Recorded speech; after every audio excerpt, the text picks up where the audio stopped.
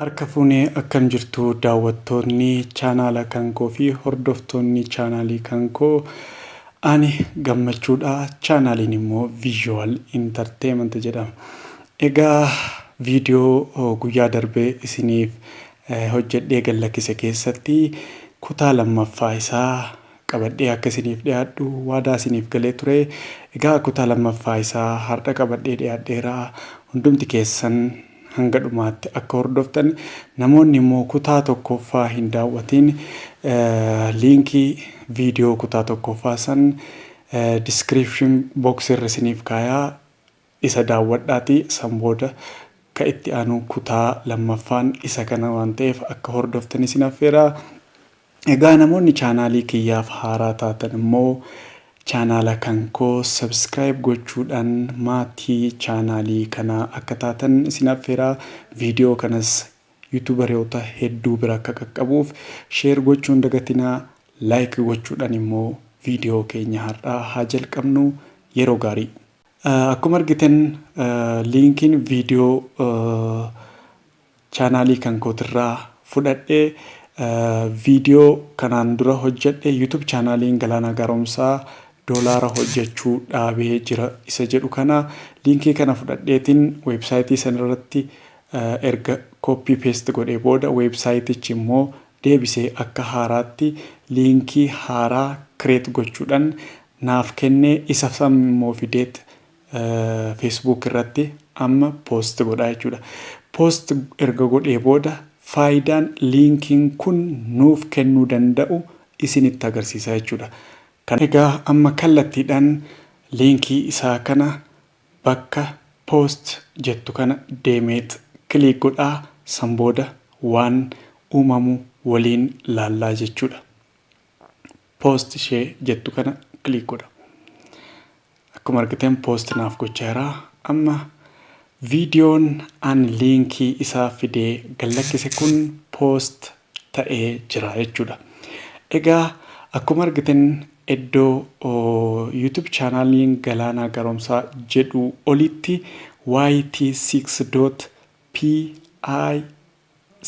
yt6.pics.ee jedheet weebsaayitii kanaa wajji wal qabatu isaatii fi akkasumas immoo liinkiin finnee post goone yookiin immoo descriptioniin URL'n finnee asitti gallakkifne kun weebsaayitii kanarratti akka create ta'e nu hubachiisa jechuudha. Amma kallattiidhaan viidiyoo kana namoota hedduuf share erga goonee group irratti page irratti erga post goonee gallakkifneen booda namoonni gaafa daawwatan maal akka uumamu isinitti agarsiisa. Jalqaba garuu viidiyoo kankoo isa tokko deemeet ka kanaan dura akkasumatti YouTube irraa liinkii isaa fidee Facebook irratti post godhe play jedhee isinitti agarsiisa. San booda immoo kana play jedhee isinitti agarsiisa. Garaagarummaa isaan gidduu jira akka hubattanii fi faayidaa inni qabus akka beektaniif. Jalqaba viidiyoowwan kanaan dura post godhe isiniif bana.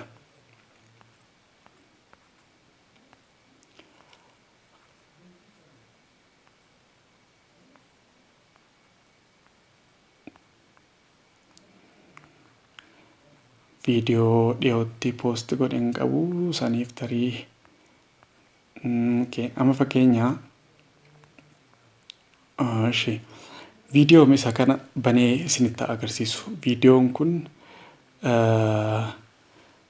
chaanaalii makan kootirratti waa'ee seetingii YouTube'n haaraa nuuf banee ilaalchisee tuutoriyaalii isiniif hojjedhe kana play godheetti isinitti agarsiisa.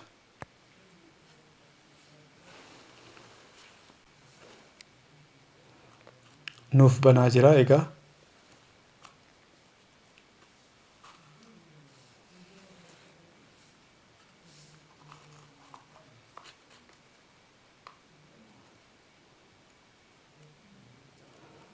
Akkuma argitan yeroo ammaa naaf banee jira. Viidiyoon kun osoo chaanaala kankoo kana viidiyoo kana daawwatanii namoonni chaanaala kankoo subscribe gochuu barbaadanii iddoo subscribe jettu kana dhufaniit click godhu jechuudha. Iddoo magariisaan irratti isinii marse kana iddoo kana dhufaniit click godhu jechuudha. Achiin gaafa click godhanii amma click godheera maal jedhaa sign in godhaa isiniin jedha. Subscribe gochuudhaaf sign in yoo hin goone subscribe gochuu hin dandeessanidha. So subscribe gochuudhaaf sign in gochuun dirqamaa jedha. Ani garuu YouTube kankoo sign in godheera yookiin applicationii YouTube kankoo ittiin ilaalu sign in godhee jira. Achi garuu naageessuu hin dandeenye. Asuma browserii Facebook ittiin fayyadamaa jiru kanarratti sign in yoon goone hin ta'uu naan jechaara. So namoonni gaafa akkas isaaniin jedhu subscribe osoo nuuf hin godhin nuffanii yookiin immoo waan kana keessa darbuu waan hin barbaanneef yookiin immoo maqaa chaanaala keenyaa qabatanii achi deemanii subscribe gochuu waan hin barbaanneef cancel jedhaniini bahu jechuudha. Akkuma amma isinitti agarsiisa akkuma sign in yoon goone subscribe gochuu hin danda'u. Kanaaf namni cancel jedhanii bayaa jechuudha. Kuni miidhaa guddaa qaba jechuudha. Kanaaf viidiyoon amma liinkii isaa fidee post godhe kun faayidaan inni qabu kan amma isinitti agarsiise wajjin garaagarummaan isaa maalii waan jedhu isinitti agarsiisa. Amma kallattiidhaan viidiyoo kana play jedhee isinitti agarsiisa. Click godheera. Naaf banaa jira jechuudha. Akkuma argitan ilaalaa sakandii 5 booda yookiin sakandii muraasan booda kallattiidhaan gara YouTube kankootti na geessa jechuudha. Waaw! Argitanii namoonni osoo sign in gochuuyyuu hin barbaanne ta'ee kallattiidhaan garam geesse jechuudha.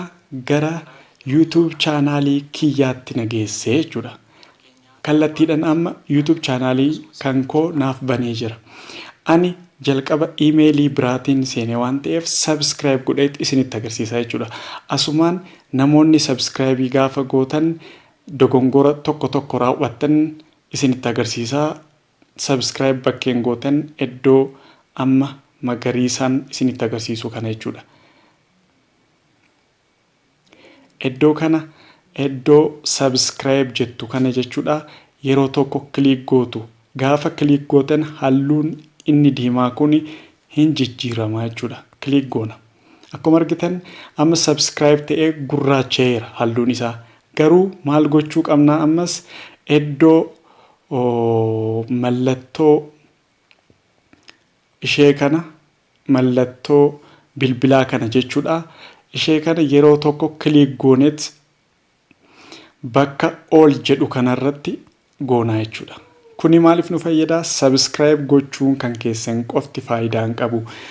Chaanaaliin sun yookiin YouTubein sun yeroo maraa viidiyoo haaraa gaaf gallakkisu notificationin akka isin bira qaqqabuu fi viidiyoowwan haaraa sun akka isin bira gahee isinis daawwattan namoonni biraas akka irraa barnoota argataniif faayidaa guddaa qabaa jechuudha. Sign in gochuu waan hin dandeenyeef yookiin immoo gochuu waan hin barbaanneef sababa kanaan subscribe hedduu osoo hin argatin namoonni viidiyoo keenya daawwatan hundi subscribe osoo hin godhin viidiyoo keenya qofa daawwatanii dhiisuu jechuudha.